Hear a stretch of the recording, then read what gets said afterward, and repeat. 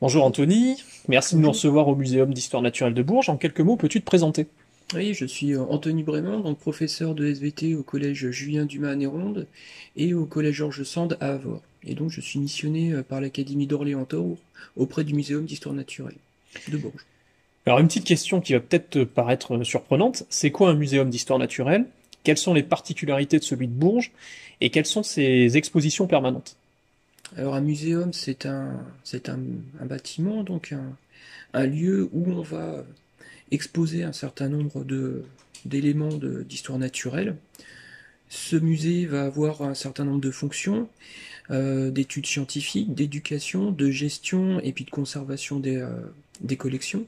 Alors ça, c'est un élément extrêmement important aujourd'hui. Celui de Bourges a une spécialité depuis les années 80. Il a pour fonction d'étudier et il aide à la protection des chauves-souris.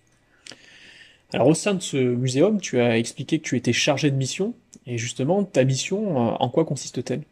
Alors ma mission va consister en différents points. Il y a notamment préparer un certain nombre de documents et les mettre à disposition des collègues, des enseignants pour leur visite avec leurs élèves. J'ai aussi une fonction d'informer le milieu scolaire des différentes expositions qui arrivent. Un des points aussi importants, c'est d'aider à la préparation des visites, organiser les groupes et autres notamment. Et puis d'essayer le mieux possible de faire des partenariats avec les établissements scolaires, justement. Alors, tu viens d'évoquer la production de ressources à destination des enseignants. Peux-tu nous exposer brièvement ces dernières, et pour quel niveau s'adressent-elles en priorité? Alors, je fais un certain nombre de documents. Donc, pour les expositions temporaires, il y a un dossier assez conséquent qui est fait, et en même temps un certain nombre de questionnaires. Ces questionnaires sont aussi la forme de documents que je propose aux enseignants pour les expositions permanentes. Ces documents sont au format PDF et sont mis en disposition sur le site internet. Un autre élément que j'ai fait aussi, c'était des recherches pour pouvoir faire un site internet un petit peu particulier pour remettre à disposition des fiches et aussi des essais avec des applications téléchargeables sur téléphone au format Android justement, et notamment nous l'avions testé avec une exposition permanente qui s'appelait le Préhistoire. Alors très bien, du coup toutes ces ressources, on peut y accéder depuis un site internet ou par exemple aussi sur le fichier APK pour l'application, où est-ce qu'on peut le récupérer? Voilà, alors les fichiers, quand c'était le fichier APK, on le faisait directement à partir d'un QR code. En ce qui concerne les documents pédagogiques, ils sont sur le site internet du muséum. Quand on va sur le site du muséum, sur la première page, il va y avoir un onglet, c'est le numéro 4, côté enfant, et puis quand on clique dessus, on va dans le service éducatif et tous les documents en format PDF sont mis à disposition. S'il y a besoin de faire des modifications, je peux fournir aussi les documents au format ODT. Alors concrètement, je suis enseignant, je compte solliciter le muséum pour travailler, par exemple avec une classe de sixième sur la diversité, les parentés et l'unité des êtres vivants. Quelles sont les démarches à effectuer en amont d'une visite? La première chose à faire, c'est pouvoir me contacter. Donc les contacts sont disponibles sur la page internet dont j'ai parlé précédemment.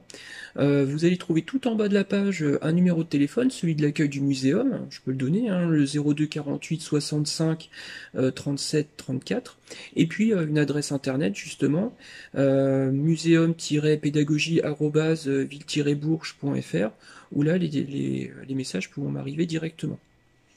D'accord, bon, c'est toutes des informations qui seront qui seront dans la vidéo, qui s'afficheront. Et alors le jour de la visite, est-ce que tu es présent ou est-ce qu'un personnel du musée peut accompagner la visite pour guider les enseignants, guider les élèves? Alors au muséum, depuis quelques mois, il y a Amélie Chrétien donc, qui travaille sur le pôle chauve-souris et aussi qui a des fonctions pédagogiques, donc pour l'aide à la visite guidée justement à ce moment-là.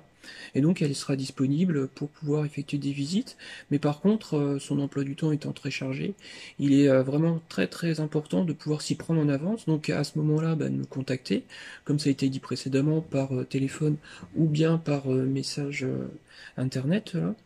Et à ce moment-là, je pourrais voir avec elle si elle a des créneaux justement pour pouvoir travailler et pouvoir faire une visite. Alors, pour un enseignant et une classe, travailler avec le muséum implique-t-il obligatoirement un déplacement dans la structure? Alors pourquoi je te pose cette question? Parce qu'on a beaucoup d'établissements qui sont ruraux et le transport est un coût quand même qui est important. Et donc est-ce qu'il est possible de faire venir en établissement un intervenant du muséum? Sur quel type de sujet? Et est-ce qu'il est aussi possible d'emprunter des expositions à destination des scolaires? Alors, le muséum va être très important pour accueillir les élèves, évidemment, grâce aux différentes expositions permanentes et puis temporaires. Est-ce qu'un personnel du muséum peut aller se déplacer dans un établissement? Généralement non. Le cas peut se produire quelquefois dans une étude sur les chauves-souris. Un certain nombre d'établissements ont des colonies chauves-souris dans leur toit. Et à ce moment, je pense à Laurent Arthur, spécialiste des chauves-souris, qui va pouvoir à ce moment-là se déplacer.